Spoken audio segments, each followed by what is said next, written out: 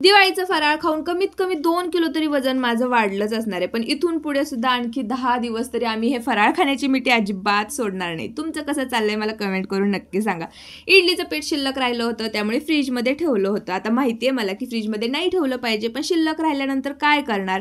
आज एक म्हटलं नवीन गोष्ट ट्राय करूया. या शेगडीवरती आप्पे बनतायत का हे मला बघायचं होतं.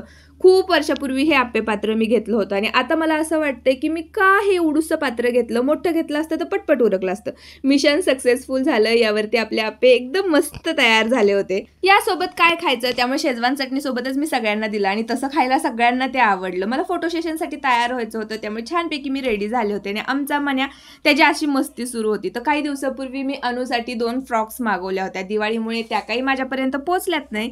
आज एक आली आहे, त्यामुळे तीच ओपन करून मी बघत होते. आता किमतीच्या मानाने छानच आहे म्हणावं लागेल. वहिनींना आवडली तर त्या ठेवतील, नाही तर रिटर्न करून टाकतील. आता काल मी तुम्हाला सांगितलं होतं की मी दही लावले, तर हे दही ना एकदम मस्तपैकी सेट झाले आणि ताजं ताजं दही असलं की मी त्याची कढी बनवते, कारण ताज्या दह्याची कढी खूप छान लागते. कढी बनवायची म्हटलं की भात तर त्यासोबत येणारच. आमच्या घरी असं असतं, निम्म्यांना कढी आवडते, निम्म्यांना आवडत नाही. त्यामुळे कढी मी इकडे बनवली आणि आप्पांसाठी बनवली मुगाची आमटी.